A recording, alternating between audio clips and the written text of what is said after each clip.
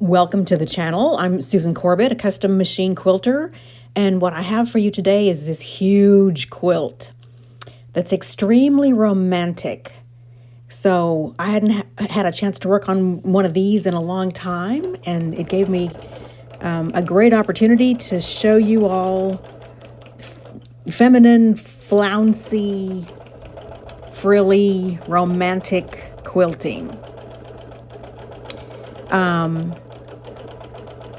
The goal here was to quilt all this very ample background quilting without going overboard, which is, for me, a great big challenge. The hard stuff I can do. What is supposed to be easy stuff, that's what I find very challenging. So, as per usual, I start out stabilizing, especially on a quilt this big. So that means ditch quilting in between the borders and the body of the quilt, in between blocks. And one of the most important things to stabilize is appliqué. And it's all over everywhere. Well, appliqué and embroidery. So, for most of this, okay, the straight lines, I totally want to use a ruler. Here, I'm just freehanding it. I'm just going for it. I've been doing this for 25 years, so I feel not perfectly comfortable doing this. You know, quilting as close to the edge as I possibly can get without quilting on the applique.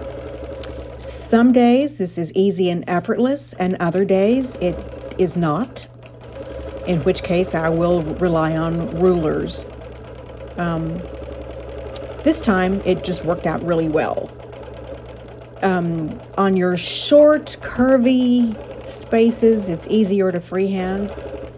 It's the long, smooth, broad shapes that are the most challenging. That's the hardest thing to freehand. So that's when I use a ruler. And doing all this stabilizing gave me a chance to think about what I was going to quilt where. I quilt intuitively, and so during this part of the process, if I haven't already thought up a bunch of ideas, this is when a lot of them usually come. I'm quilting with clear thread, and so I'm going ahead and veining the leaves as I go, because that's pretty minimal. That thread is not going to call attention to itself, which is why I like to use it for stabilizing. And I didn't want to put in green thread and start and stop each leaf. That would not give me the look I want on the back of the quilt. The backing is the same as the background, so I want a whole cloth look back there. I did make some thread changes, but they're very slight in value. My client finished making the top that I believe her mom started appliquing years ago. It was supposed to have all sorts of embroidered words, and I'm not sure what all else in here. I haven't seen this pattern in a number of years. So just to get it done, all the embroidery was left off. And this is when you want to put in a bunch of machine quilting to compensate. Without the embroidery, it's going to need a lot more design. So that's where a competent custom quilter comes to the rescue.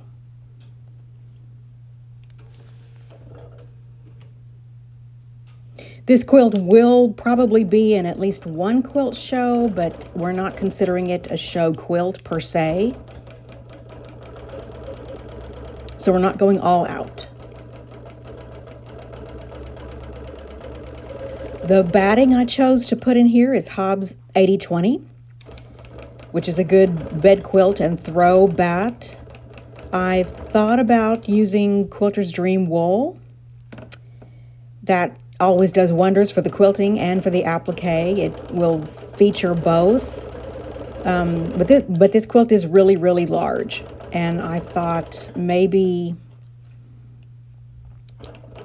just the wool bat would make it a teeny tiny bit heavier. And I didn't think it was really required here. Also, it's more expensive, so that's another thing to consider. The applique on this quilt in a few places is pretty stylized, and that's one of the reasons why I didn't quilt very much at all, if anything, on the flowers themselves, the appliquéd flowers. I just wasn't sure where to go with it. And these pieces were small enough that they didn't need a ton of quilting. There was a lot to consider on this quilt. A whole bunch of design challenges. Another question is how much to quilt on the empty parts of the heart. We don't want to squash those with a bunch of heavy quilting. They need a little something or a lot of something in some places, but how much and what? That was a major challenge on this quilt because there's so many blocks and, you know, what to do. So this was a challenging quilt in a whole bunch of ways.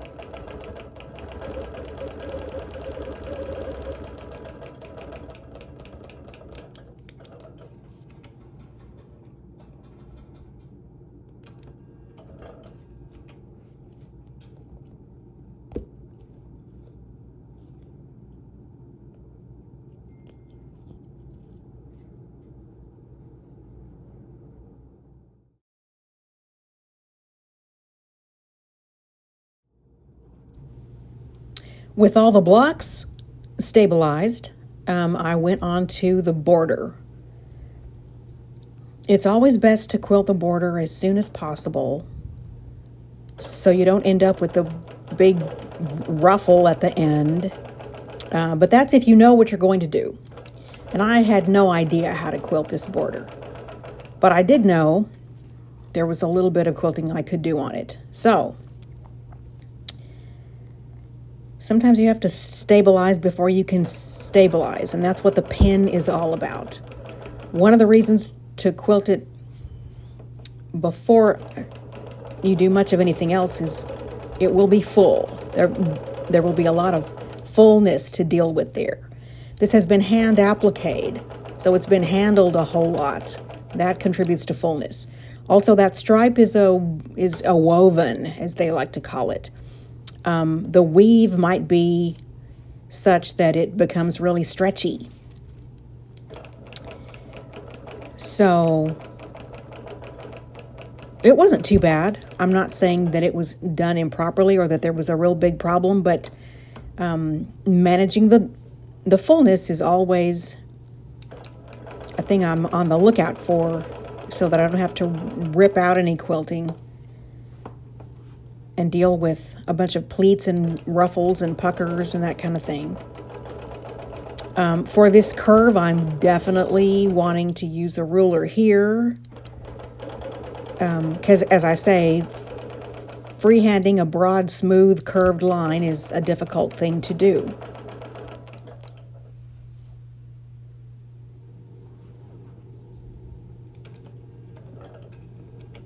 And here I'm outlining, or I guess inlining as the case may be, these little circles. So this is a good time to ponder, how would you have quilted this border? I don't think I've ever seen this border before. I could think up lots of complicated things to do in here. I thought I was going to do all kinds of ruler work. And then it occurred to me, let's sleep on that. And I'm glad I did, because I thought that's going to be really cool. That's going to be really good looking. And it's going to be very time consuming and expensive. So then I thought, let's see if there's a way the computer can help cut down on the time-consuming parts of this. And maybe there's a design in there that would be just the ticket. I really didn't like giving up on my ruler work idea. And I thought, well, I could freehand some feathers. That always goes really quickly, and that'll look really pretty. I mean, this kind of a quilt cries out for feathers, right? I didn't want to overuse them. We can so easily overuse feathers just everywhere, like that's all we know how to do. I thought, how about some sprigs of leaves that go up into that curve, like 2 branches? But that would mean a lot of stops and starts, and I think still be kind of complicated and be pretty darn busy as well. And I didn't want to make the quilting very dense on this quilt. So see all the things you want to be thinking about here. So I found this design, and I was going to string it together and quilt it all as a row, and then I quickly saw that wasn't going to happen. Computer quilting is fraught with all kinds of little difficulties, so I think I quilted 2 at a time and really fussed with the spacing. See how that curve goes up into that scallop, and it wasn't precise, so I spent a lot of time fussing with that. I ripped out a little bit and used a ruler to fix it. But I think that is really cute. It's awfully minimal as far as I'm concerned, but I don't know. I like it, I don't like it, I like it, I don't like it. So then when it came, all right, by this time, I had changed thread, got rid of the clear, and moved on to this pink. At first I thought, man, this quilt has plenty of pink, it does not need any more. But that's what wanted to go in here. So I got the motif in first and then attacked the background of the border. And I'm basically freehanding the straight lines, using a ruler when the lines get really long and deep, and to help retrace my steps around the scallops. But this went really quickly. I was very happy. And I was not precious about the increments here. I just kind of went for it. It's not perfectly even. It's pretty even, but you're not going to see that. The eye is going to see straight because it expects to see straight. And the print is already a bunch of lines, so it's just going to read as lines. As usual, you want your background quilting to be smaller than what is around it. So in this case, it is. It's not a 1/4 inch. It's probably, 3/8 to a half. But that is smaller, and I think really effective here. I'm loving the way that is looking. So I knew how I wanted to quilt the sashing pretty much from the get-go. See that border stripe that is appliquéd in the middle of the sashing? So that's my first tip off right there. I thought that's where we're going to quilt feathers, and that stripe is going to be the stem. But how to approach it? So I've got the feathers going from the middle outward. They're emanating from the center. They change directions in the middle. And before I got down to doing those, I thought, let's do the quilting on the roses here.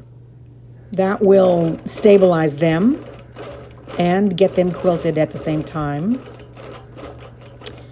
To make appliquéd flowers look more realistic, to bring them to life, this is where I like to add little folds and creases and things like that.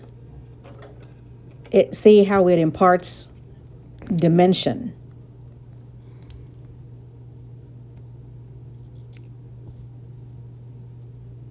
So that's the outer. And now here is the next row. The thread, as light as it is going to still contrast in some places, but it'll be a low contrast. And on the appliqué, I think that's a really good thing.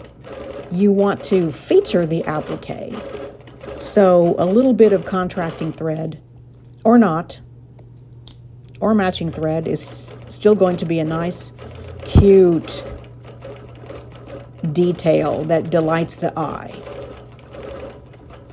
This doesn't take a lot of skill. It's a matter of knowing how much is too much.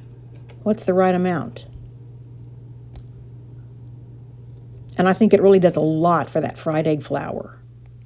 Similarly, while we're talking about decorating flowers, the pink looks really good on this blue. And this needed something. Not very much of anything, just a little tiny something. I was ready for some payoff. And this definitely delivers. I think I quilted right around the very center of the appliqué with clear.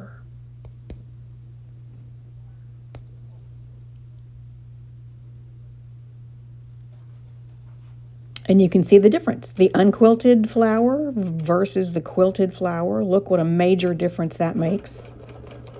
It's really pretty.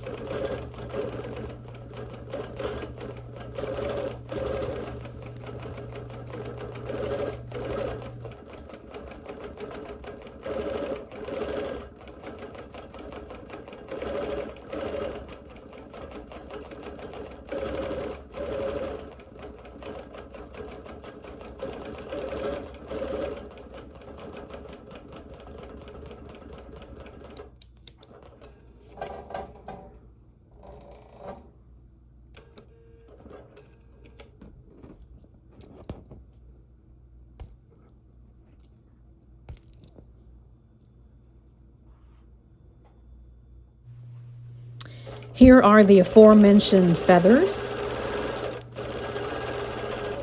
So yeah, now let's get down to all that flouncing.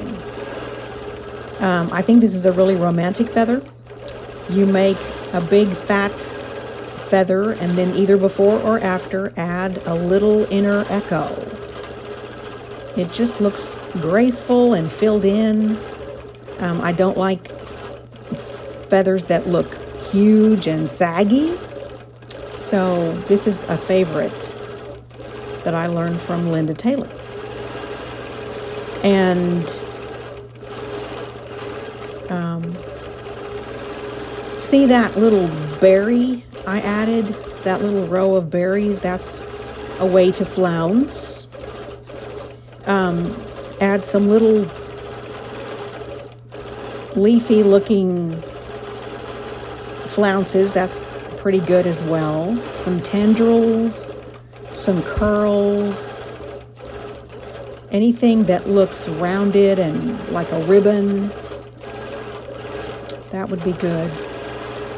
So these feathers,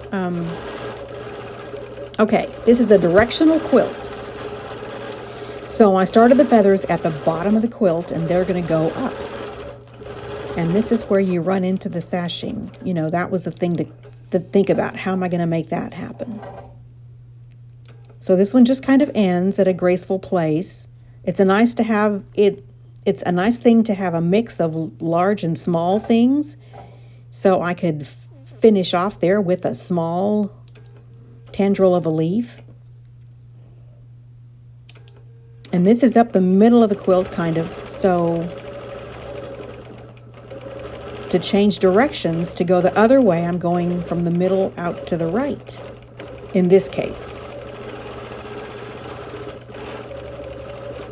So I threw in a leaf because there was a leaf right next to it. It's kind of a ghost leaf.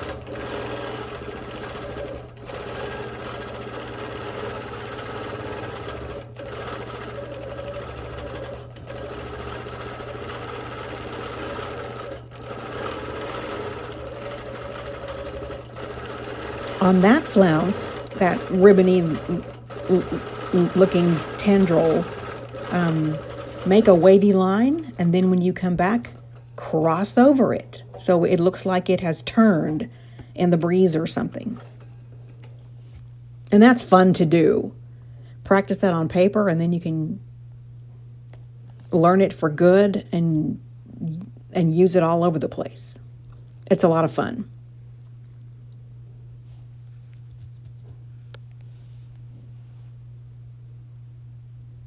So now, see, there's space there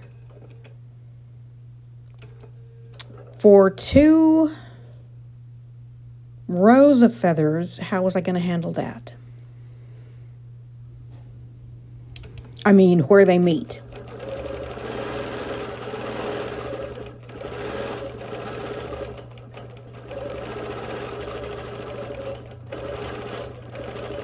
So those are going to end up effectively being partials.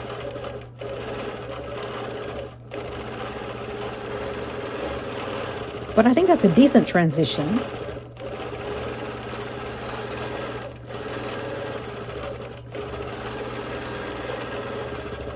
I guess there's no really wrong way to do it. There's just any number of options.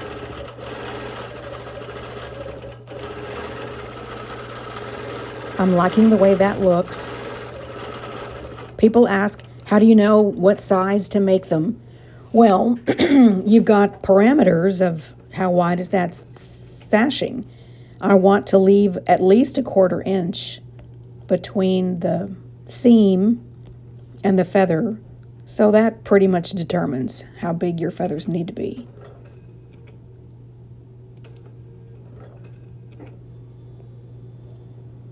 And there's lots of different ways to make feathers, from the bottom up or the other direction. It's nice to know how to make them in all different directions. That comes in extremely handy. And that's a mental adjustment I really struggled with way back in the beginning. And now it's so automatic, I don't really have to think about it too much.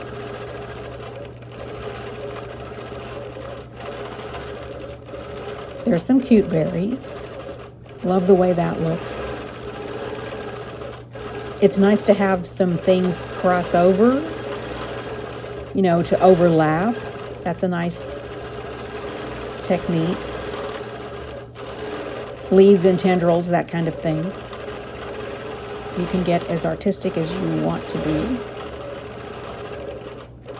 There's that crossover, which leaves room for a little bitty feather, which is wonderful because I like to vary the size. It makes it a lot more interesting than just all same size static repeats.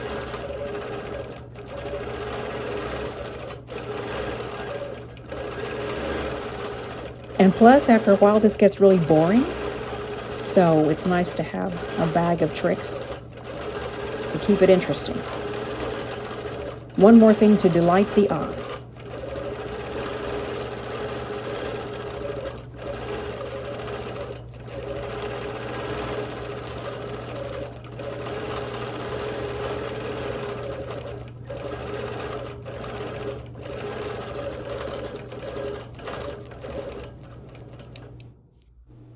The quilting of the blocks was not straightforward. I skipped around a lot, did some computer and some freehand stuff. It was not straightforward, so I didn't bother to record this part. So what follows is an explanation of how each one was quilted, starting with those lines around the perimeter of each block.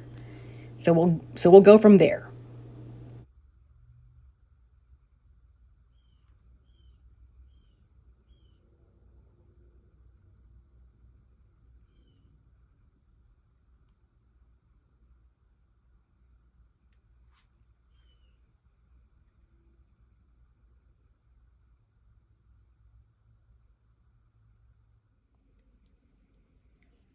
When I started this quilt, I pulled out this book. This is a book I got way back at the beginning of my quilting career.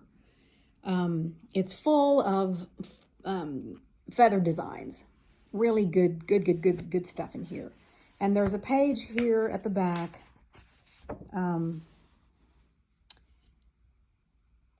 I like this page a lot because sometimes you need a little something somewhere. And that's a bunch of great ideas for what to add here and there. Linda Taylor is extremely fond of feathers, and there's just a ton of them in this book. And, you know, feathers can be really feminine. And so when you're going to flounce, a lot of times that's just exactly what's called for. So I saw this one, and I thought that would be great for this block here. So I've got those coming up. This is at the bottom of the quilt, so they rise up to the top. The idea is that you have one long feather, and then there's a little bitty one that's underneath it. So long, short, long, short. And why did I pick that one? Well, the appliquéd leaf and the petals of those flowers kind of made me think of that shape. So in the heart, I picked a digital rose design with some little rose buds. I think that's just the cutest thing. And then I filled in with some more leaves and stuff to finish out the stems and take up some of the space. Why roses in here? Because there's roses all over the place, and I just thought that might work. And then this filler is one that I find extremely useful. You just make a little curl and then retrace your steps and go in different directions. It's a great way to have a cute, feminine, lacy design without being very dense. So I like the way that turned out.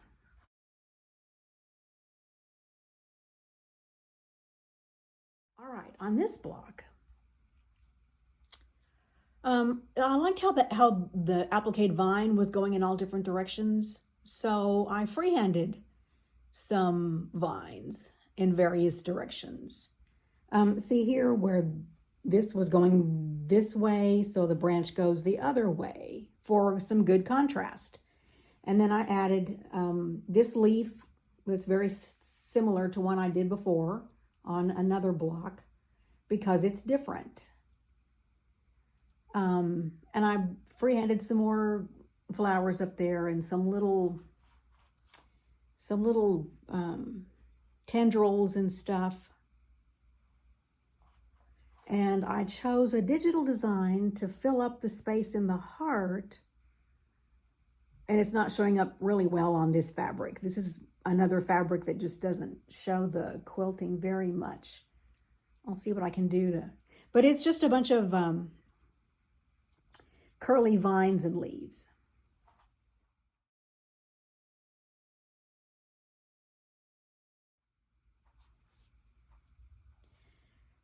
Here I freehanded a couple of roses with some feathers coming up out of the top of that.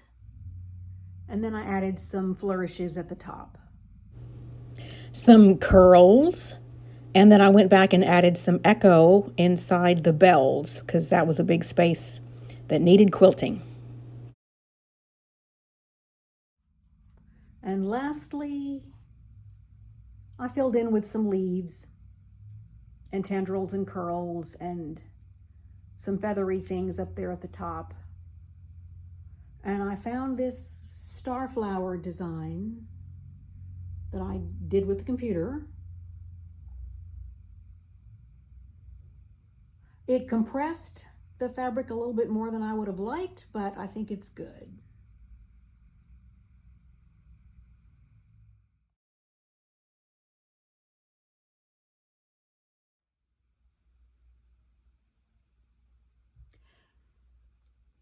In this block, I used the digital motif that I used in the border here to fill up a lot of this space. And then I added some leaves just to fill up. The lines here don't go all the way to the bottom. And I thought, let's just put more lines at the top because there's a lot happening here and I needed it to calm down a bit. You know, you see how there's not much on the heart. It's just those two rings. So I did a combination overall design in a medium density, and that's very busy. So the lines are a nice contrast with that.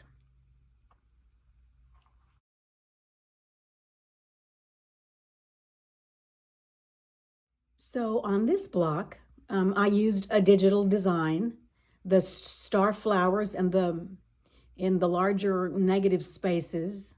That was done by computer. And I repeated that motif on the heart itself, but I did those freehand. And then, you know, I threw in some more leaves to fill up the space. Something made me want to echo the heart overall. I guess I wanted some kind of a filler without doing much of anything at all, and that sort of helped. And then I added ribbony loops up at the top to fill up that space.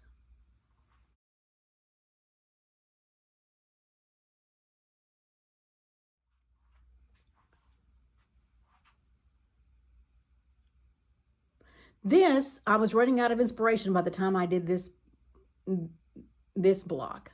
So that ornate, gorgeous leaf is a digital design. And I echoed it to fill it out, make it look a little better.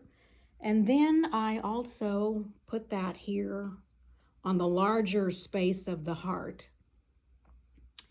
And the swirl at the beginning and end of that design made me want to swirl some more. So that took up some space. There was still some space, so I did a stylized flower up there, which I'm pretty fond of. I'm liking it. And a little bit of a different take on it down here. But I think that turned out great. So there was still a little bit more space to fool with. Up here on that lobe, I did some ribbon-like tendrils, and then some more down here because that looked like too big of a space to leave unquilted.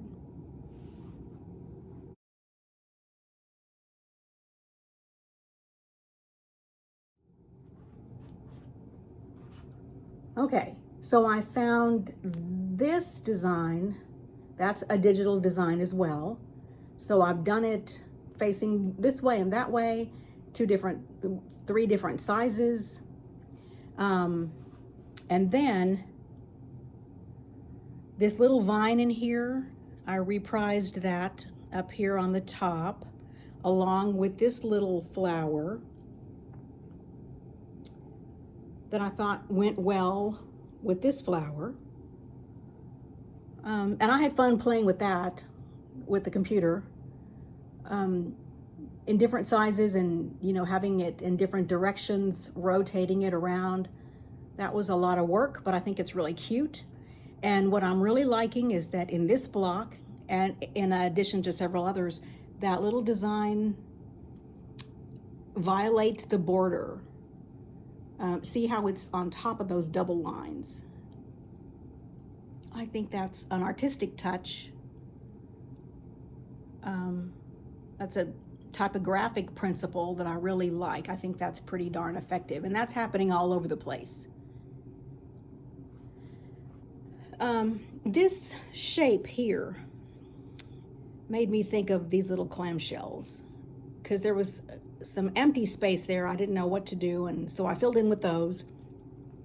I'm still on the fence whether I like that or not. On the heart itself, what was I going to do there? I made that star kind of sparkle with just some back and forth lines, and then I added, can you see it? It's hard to see on this fabric, but I added another heart with a circle in the middle and then some lines around it as well.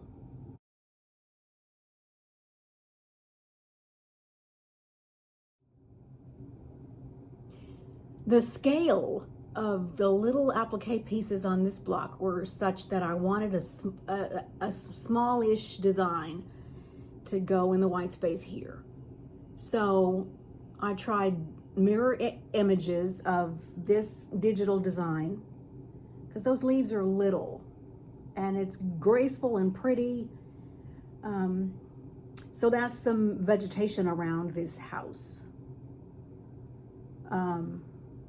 And then I filled in at the top with just some freehand leaves that look very similar.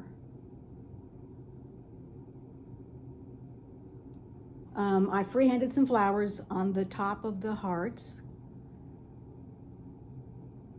That seemed like a good plan. This was the last background I tackled, and at this point I was out of ideas, and that block didn't have good space for a whole lot of things. And then, okay, so here's my rule. When I can't think of anything to do, that's when I go with straight lines, and that seems to work out really well. There's a whole lot of busy in this quilt, and this provides a bit of quiet, a place for the eye to rest. And maybe I should have done more of that, I don't know. And I filled in the top of the heart with some stylized feathers. It kind of makes a partial flower.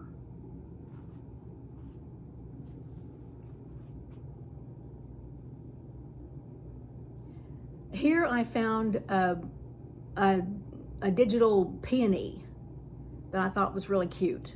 I probably could have freehanded that and maybe improved it, I think, but I'm learning how to work with this stuff. So I tried placing it in different directions and trimming off some parts and adding some parts. So I think that is pretty darn cute. See this little yellow flower here? So I've tried to add some little freehand flowers that would look like that up there at the top. And I added some more, see those, the appliquéd leaves. So I tried to do some of those freehand. And then when it came, what to put in the heart, I didn't know what. And I thought, well, let's add some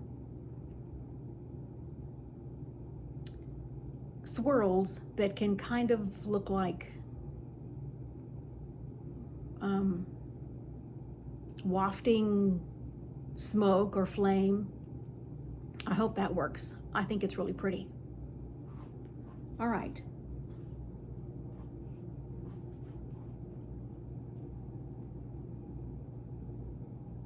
Here I picked a flower and freehanded it.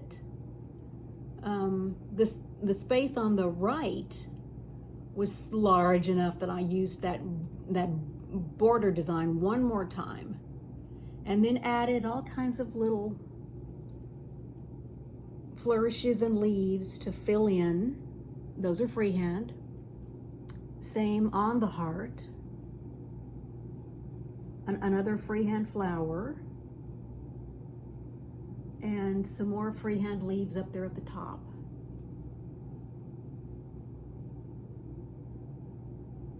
I like it.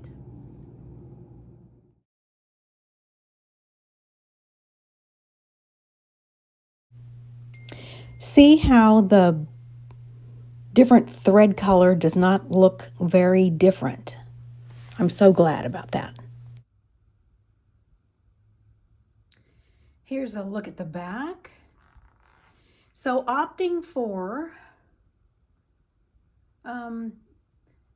non-dense background quilting, you're not going to get a beautiful whole cloth look.